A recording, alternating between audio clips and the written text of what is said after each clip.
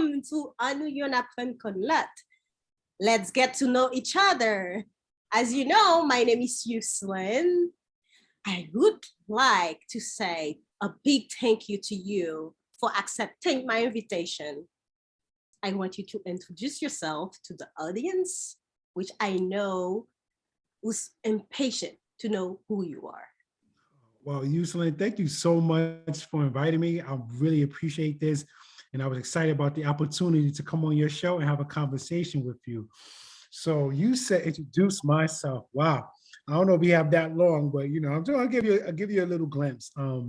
As you stated or not stated, my name is Shamar Watson. I am a licensed social worker, born and raised in the Bronx. Spent 39 years of my life in the Bronx before moving up until Westchester County. Spent many of my years working in youth development. We've worked together. I started working as an after-school counselor. I was then a teen counselor, after-school director, and a director of after-school services. So you could pretty much say that my life has been enmeshed and embedded in youth development. And just recently, actually, I made a transition from youth development to actually being a high school social worker, which was a little different. It was a little scary because it was different. But I already knew I had a passion to work with young people. In addition to that, I'm also work for an organization called Teens Under Construction, where we do community programming, we do hip hop therapy, and we do a lot of outreach within the community and throughout New York State and New York City. I'm also a life coach. Yes, I do life coaching under Strengthen Your Mind, and I'm a podcast host. So you could pretty much say I'm a jack of all trades. I love engaging and working with people. Wow, Shamar, I need some time to get everything in. You give me so much information, I don't even know how to take them. Wow. Well, people, you don't know Shamar, and I'm sure after this conversation, you are getting to know him more. One thing I can tell you, Shamar is unique, very unique, full of humor. He knows how to motivate people. When he's around, you feel alive, you feel loved, you feel respected. Well, and so on. I can even go far. And I want to thank you once again, Shamar, for accepting my invitation. And also, I want you to tell me a little bit more about your story. Do you always know that you wanted to be a social worker, or it was something that comes up afterward, after high school, and you okay, let's go to college, let's go for a social worker, or just because you wanted to have a degree, you just pick something, or it was something that you always wanted to do? That's a good question. And it's about reflecting back, right? Honestly, I didn't like math, so that's why. No, no, it wasn't the math. Okay, maybe a little bit was the math, but honestly, from the age of 14, when I worked on my first job in after school for an agency called Marshall Montefiore Community Center in the Bronx, I worked with young people and I was working with children, and I was like, you know what? Sometimes kids need someone just to talk to. But I learned that from an early age. And as I got older, I started working with teenagers. Then I started working with students or people with disabilities as well. I did that as well. And at the end of the day, people just wanted to be heard. And I'm like, what can I do with this as a career? And be honest, even when I got to college, I didn't know. I minored in education, I majored in sociology, still didn't know what I wanted to do, but I was still working in after-school programs. So it wasn't until I graduated college and I started working as a supervisor of a youth program, and people kept on coming to me saying, wow, you know what? I enjoy talking to you. You have these positive words of inspiration. And one thing about me is that I'm going to speak from my heart. I'm really authentic all the time. And someone said, you should be a social worker. I'm a social worker.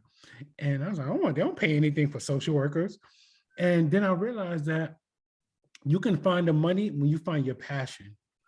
And at that point, I did take 10 years off because I had my son when I was young at 21 years old. So I took a pause. And during that time, I said I wanted to do more. And I felt the avenue for me to do more was becoming a social worker. So I applied for one school. I applied for Lehman, which was my undergrad. And I was, let me see, can I get in just on my merit, who I am?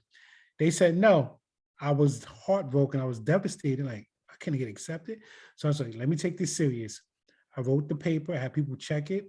I sat in a group interview at Hunter College, and they told me you were accepted. And that started my path into the field of social work. And everything else, the other doors that opened for me was so like it was breathtaking. I couldn't really put words to it, where all the opportunities started to open up. And I often tell young people, right, that I said a college degree doesn't guarantee a job, but it does guarantee options, and it guarantee people will be able to call you. You have to do the other part of getting the position, but you want to be able to have as many opportunities as possible. And going into the field of social work and getting my master's in it, that's what happened. And so I guess social work found me. Wow. Well, I would like to thank this person who said to you once that you should be a social worker. Yeah, me too. I would definitely Like, like to thank thank you. you.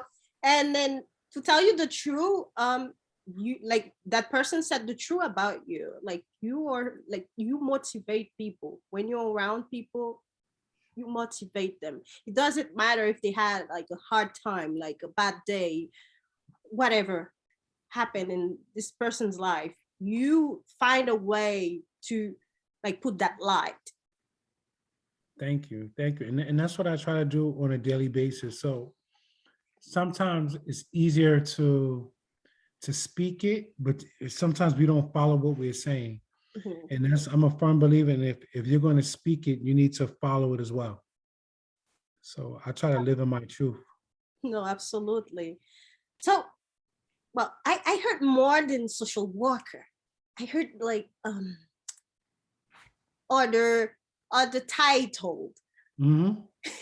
So I would like to know more about this title. Did you get this title like by waiting for like that job as a social worker, or like there was also there were also something that you always wanted to do or experience? Hmm. So yeah, actually, was there something else you think I would have chosen to do Uh-huh. outside of social work? Mhm. Oof. You know what? When I was in middle school, I said I wanted to be a lawyer. I Mm. was like, so I think you actually reminded me. Um, when I graduated from high school, my grades weren't at the top of his class. So I did do a 2 year. I went to a community school at first, Westchester Community College, and I explored the option of law. So I took paralegal course, and I want to tell you, after taking that course, I said, this is not for me. Mm-mm-mm. It was, yes, it's great to read, but I was like, no, this is not for me. And one thing about life, you have to know your strengths. You have to know what brings you joy, what you gravitate to. And at that early age of 19, I knew that law was not for me. But everything always came back to working with people, connecting with people. I mean, I used to do, I'm not sure if you're familiar with Meals on Wheels, Mhm. but when I was 15, 16, I would be on the truck delivering food to senior citizens. I coached my son's baseball team. I was an umpire in his baseball team, his basketball. So always around people, no matter what. And to this day, to my Wow. very young age of 42 years old, I'm still around people, always connecting. And as especially kids, Yes, kids, teenagers, young teenagers. people, and young adults. So from birth until 99 years old, I will work with people. I did early intervention as well. So I work with young people as well, like babies to up to 3 years old. So if you give me a student, we're gonna figure it out how to work with them. Wow. So how is it to work with teenagers? Mm. You know what? In my household, there's three teenagers, 19, 16, and 14. So I like to be consistent in my messages. It's about, you know what, you're a young adult. The choices you make are the choices you have to live with. And when you work with teens, you know, they're to be seen and to be heard. See, back in the day, I remember there's, oh, children should be to be seen, not heard. And that is so false. They all have voices. We all have voices. You know, when you turn on the media now, you see what happens when we don't have the chance to express ourselves, to have a conversation. Check on your students, check on your kids, check on your children.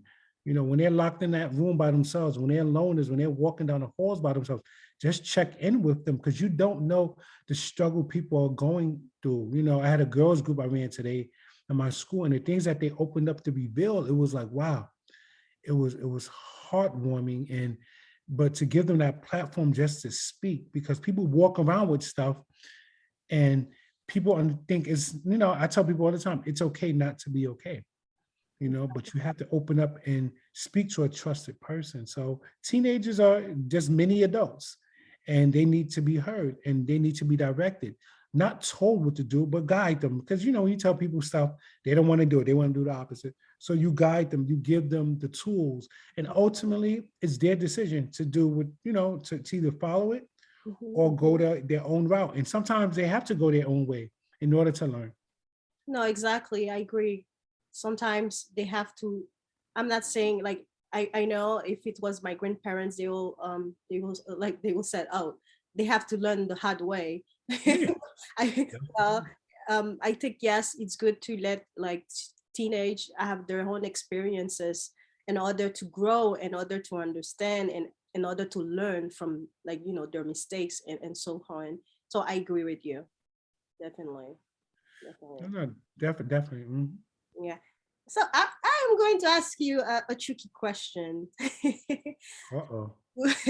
Do you prefer to work with kids, teenagers, or adults? Mm. You know what? This sounds like a job interview question. Ooh, let me make sure I get this right.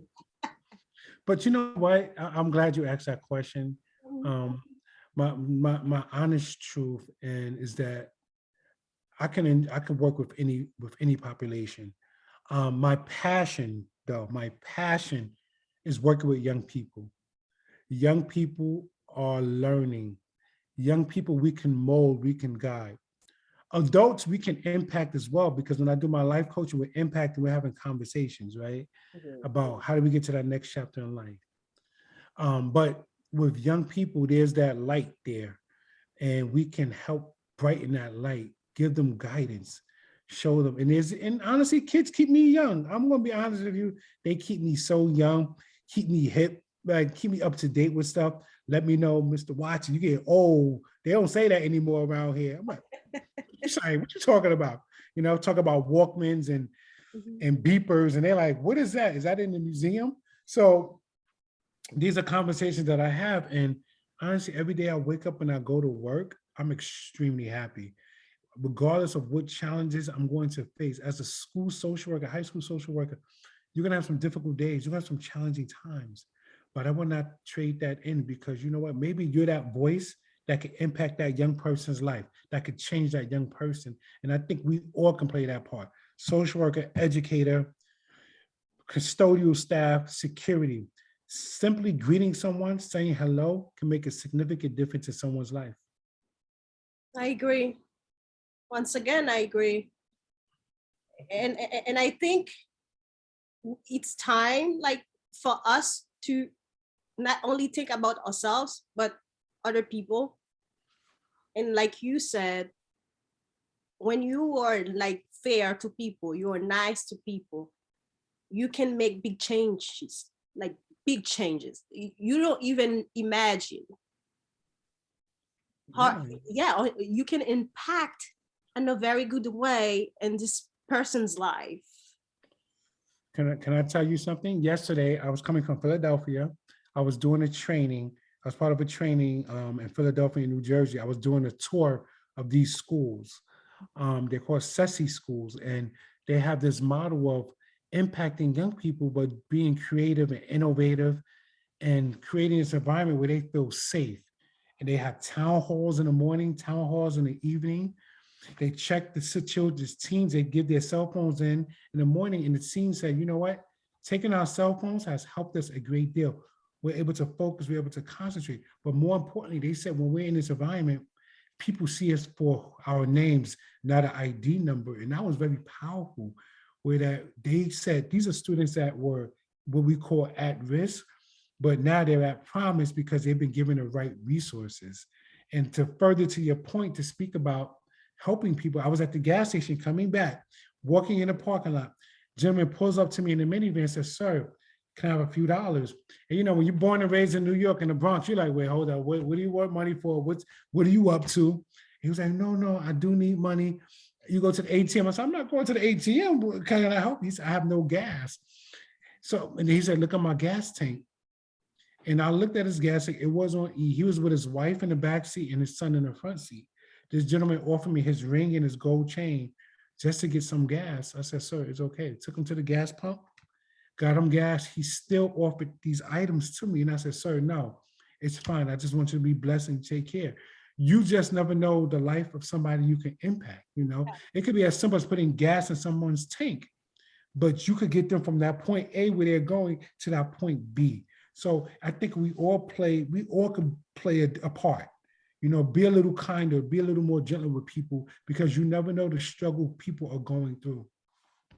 No, and thank you, thank you for sharing like your experience with me, because I think people need to to hear those experiences. People need to see like art. Like, I'm not saying it's easy, but how can like a little gesture could like help someone or could make things right. And I think that's what we need in this world of darkness. We need to be humble. We need to to be cared, not only for ourselves, not only for our loved ones, but for everyone. Yeah, absolutely right. You know, it's the greatest thing about life is the gift of giving. And it's not, it's a selfless act, right? Oftentimes we get caught up in selfish acts. But what can you do for your fellow neighbor? You know, as long as it's not putting yourself second, right? So sometimes we say yes too much to people, Mhm. but we're saying no to ourselves first. So you gotta make sure you check in with you first. And once you're checking with you first, then you could be good to others. But that self-care is important before you can be good to others. But I think that's what this world is missing. More kind people, more gentler people, you know, and Compassion. yeah, Compassion. Mhm. yeah, compassion. That's exactly what we're missing. And many people do have it, yes, but we need to see it more. We need to see more love in the world and less hate. I'm a person that I don't like to argue. We can have a disagreement, but when it's over, it should be over. I don't want to walk away from that conversation upset or mad, because then God forbid, you don't know what happens to that person or you the next day. And the last thing you told that person is, I can't stand you. Mhm. Oh, I hate you. Yeah. Anything. And look, who's going to bury that when that person's gone? You. Yep. Walk around with that. Yep. Yeah. So true. No, that's a very good advice for the people. I'm not going to even say young people, for the people, because Mhm. we all need that. Absolutely. Okay. I spoke about my hip hop therapy component and the teens under Well, construction. you said hip hop, yeah, Okay. therapy, but you didn't give us any details about how it works, how Oh, it okay. can, drain or. So our teens under construction, my president of teens under construction, her name is Yacasta Jimenez, call her AKA Ms. Yogi. She founded Teens Under Construction about 8 years ago. It was a small organization, a nonprofit that, like I said, we do community work, um, drives, we do community programming, do counseling. There's so many different things that are offered. We do free stores for families as well. We host workshops and trainings for organizations. And I'm the vice president in this organization. And the one thing that brought me to this organization was that I saw the passion that Yogi, Mr. Costa had for the young people that were disconnected. and it's the opportunity to reconnect our disconnected young people. And we go out, we do groups within the prison system, the DOC. We go into residential homes, we go into shelters, we do virtual programming. We're doing a summer hip hop program, summer hip hop therapy program. This summer, we're going to do some more programming. We're traveling to outside organizations to train their staff on the modality of hip hop therapy, which simply is the ability to connect young people through the lens of music, speak about trauma, resiliency, and that's what we do, and we love it. So when I transitioned into the high school social worker position, it did allow me some more flexibility and to explore and for us to expand our programming. So that's the teens under construction component. That's the hip hop therapy piece that we do. That's amazing. And you know what part, I stay with that part that have the mental health in it. Mm-hmm. The mental health piece is crucial.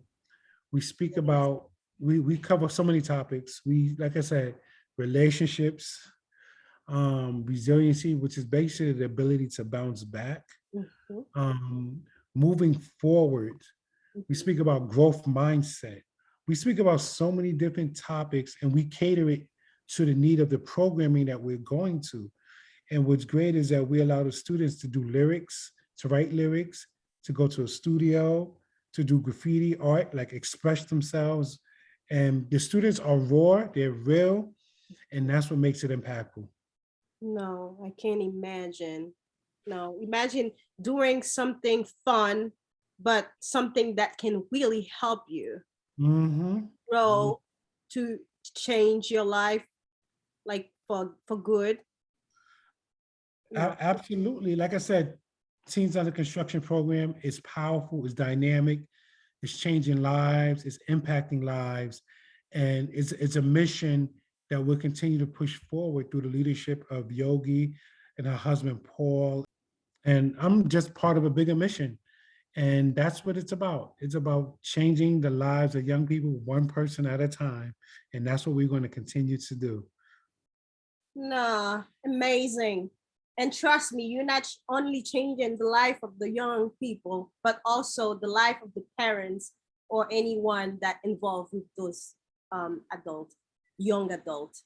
Because when you help like those children, I'm sure they are taking all those good things that you're giving them or the group are giving them to share with other young people.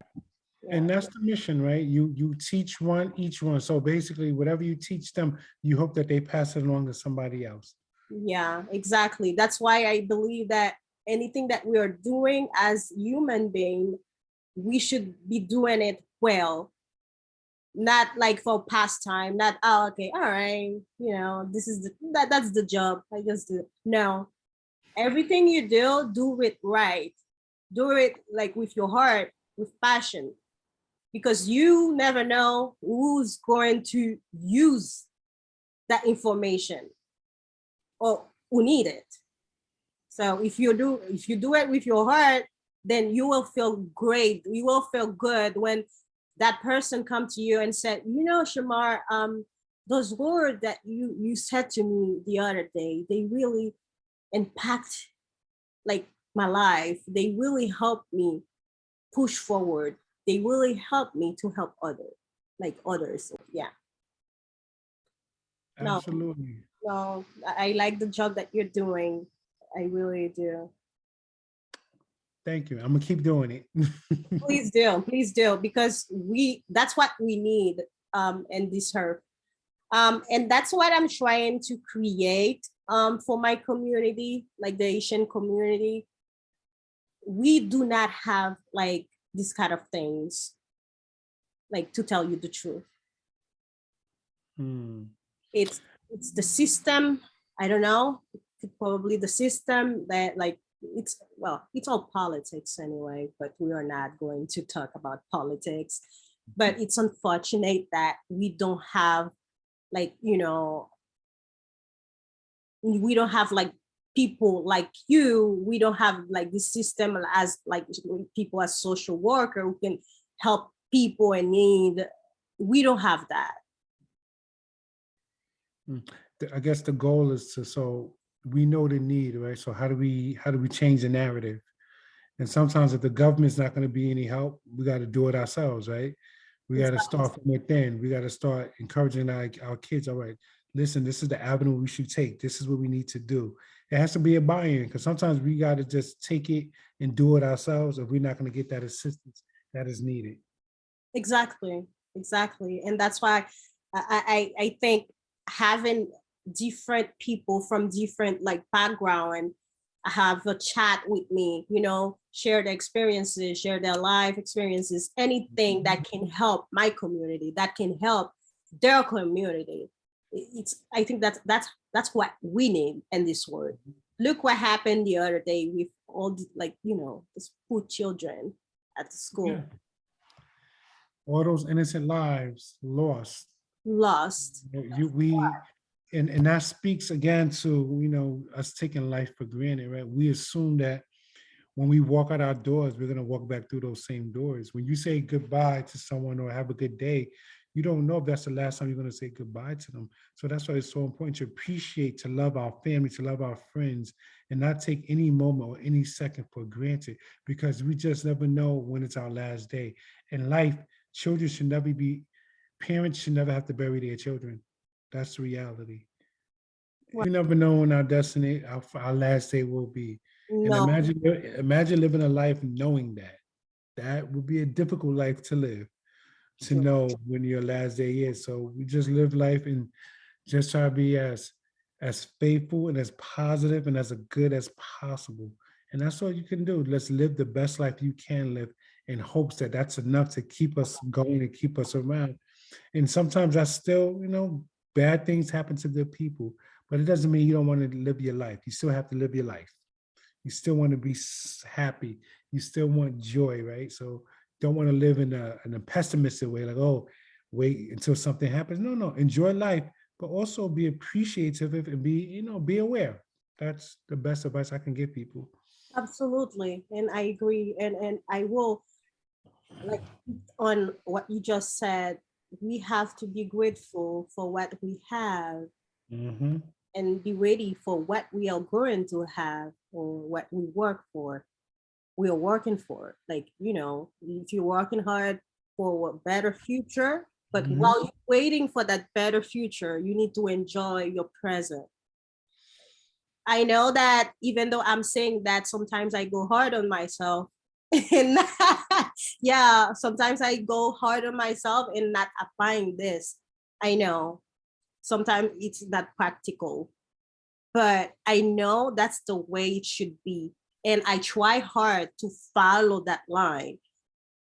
Yeah, so I agree with you. We should appreciate our present. We should embrace or like present and then ourselves and accept the things that happen at the moment and confront them and have hope. Mm-hmm. We often have the answers within us, right? And Mhm. sometimes it's easier to tell people, and it's hard for us to take heed to what we're telling people, right? Because it's easier to tell people, this Yeah. is what you should be doing, this is the path you should be taking. But then when it comes to having to take it ourselves, that's where the challenge becomes, right? So Yeah. Well, speak with impact. yeah, but self-awareness is a good thing. If you're aware that you're not applying those, like, all these Yeah, those things that you are telling people, that's when you need to stop and said, okay, I should do my part too. Not yeah, only telling people like what's good for them, what they should like be doing and stuff, but you should do the right things also, and other to speak it. absolutely, absolutely. We give Yes. it, we take it. Mhm. Mhm. Yes, Shamar. We want to hear more about your experiences because it was more than a three title. So Yeah. we want to hear more, Shamar. My other endeavor is I'm a life coach, through an organization. It's called Strengthen Your Mind, in which was created last year during the pandemic. And it's basically, I work with young adults, or adults, and life coaching is the ability to help people unlock that next chapter in their life. So that help them get to that road, help them break down that roadblock, help them figure out a plan and a strategy to get them to unlock their fullest potential. So that's what my life coaching is. And I love doing it. I do it via Zoom with people. If they are interested, they can definitely go on Strengthen Your Mind LLC, or they can hit me up in my email. Have about 5 emails, but I will keep it simple. It's slwatson20@gmail.com. Keeps it simple for them. So if you are interested in life coaching, that's what we do. And it's one-on-one. We do 30-minute sessions, 40-minute sessions, or 1-hour sessions. And like I said, it's a great opportunity. Sometimes, people just need that little motivation, that little push. And I meet people weekly or bi-weekly, depending on their schedule.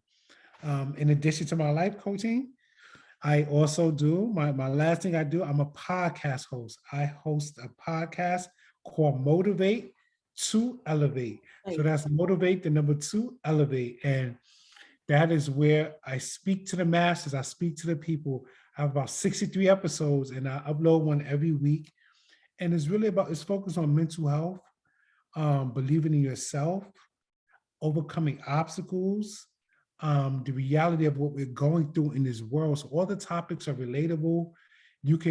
Everyone can connect to these topics. And it's on Spotify, Anchor, iHeart, any platform that has Google, has an Anchor or podcast, you can find it. Like I said, it's Motivate to Elevate. So check it out. It's free. You click on it.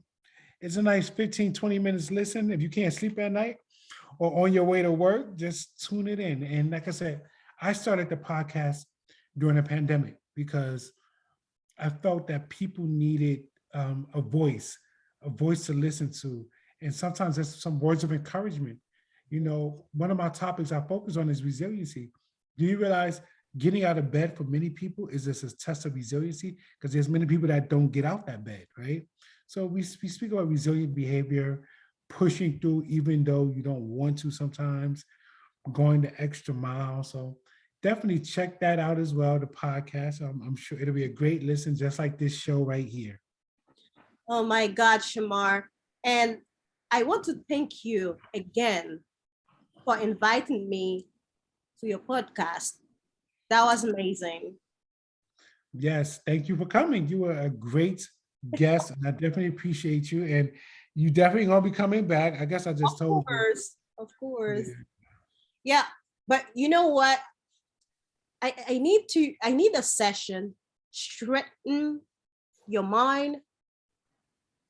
Straighten your mind. Yep, strengthen your mind. That is a life coaching. Yep, strengthen your mind. Like And yeah, you said 30-minute or 1-hour session. so we have the option of 30 minutes, 45 minutes. I said 40, excuse me. It's 30 minutes, 45 minutes, or an hour. And people could go to the website, Strengthen Your Mind LLC. There's 3 social workers up there. I'm one. Then there's 2 others. And you can click on it. You can email us, or you can email me at the email I provided. It's slwatson20@gmail.com. And what I like to do with people before we even connect, what I do is I just speak to them first to make sure it's a connection. We speak for like 20 minutes and we assess their needs, what they want to do, what plan do they have. And we go week by week, we go through different chapters of how to get to that purpose, we talk about time management, what is leadership, what is communication, believing in yourself. So we go through all these different chapters that I lay out according to your need. And we do self-reflections, and I'm never going to give you the answer, because the answers for me is not the answers for you. You have the answers within you, and that's how it works. Wow, Shamar. I don't even know what to say, but I really need some sessions to straighten my mind, because I think we all need that. Like really, we all need that. I believe everyone are going through something in their lives, and having someone to listen to you, not only to listening to you, but also to give you some good advice or to help you reconnect with yourself or reconnect with people. It's amazing. So people, I know you are here, May. please take advantage of these good resources, because we need those. We need to help ourselves. We need to help, like, the young people out there that need us. So please use the resources that Shamar is giving us right now. I think it's a very huge opportunity. Take advantage from it, please. No, and I appreciate it. And do know that everyone can benefit from speaking to someone. It could be a counselor, it could be a therapist, it could be a minister, someone from your church, someone in your life, but it has to be a trusted individual. Don't tell your business to everyone, but you need to find a trusted individual that you can have a conversation with. And like I said, a relationship works both ways, right? So that trust has to be present. And if you can't find that trusted person in your circle, it's okay to reach out for therapy. All good therapists have a therapist. That's what they always say, right? Find a way to cope with the stress that you're going through, because we're all going through different challenges. And just because you look at a book on the outside doesn't mean that's the true story. All right. So remember, it's okay not to be okay. Always. Well, sure. I want to say once again, thank you for allowing me to be on this platform and have this wonderful and much needed conversation with you. I love the work that you're doing, the lives that you're changing, the way that you advocate for your community.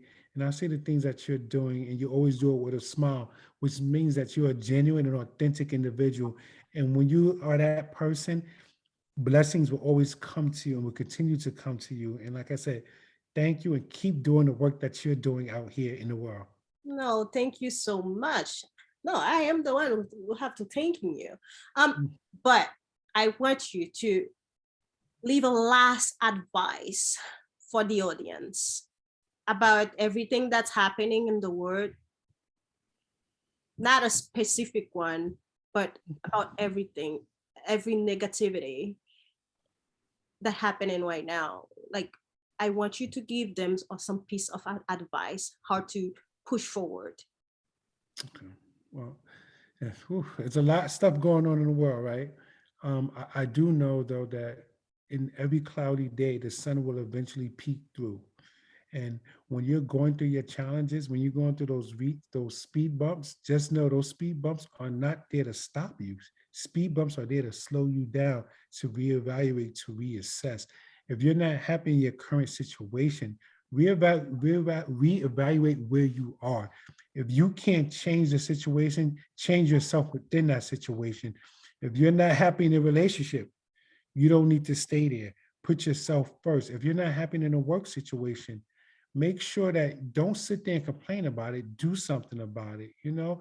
And if there's something you're struggling with within you, find a trusted person to have a conversation with. The help is there, the resources there. And most importantly, and this is my last piece of advice, putting you first is not selfish, it's called self-care, and it is a must. Oh my God. No, that was the best advice ever. Oh. Like, really. I feel touched. Like, really. I'm touched. Yeah.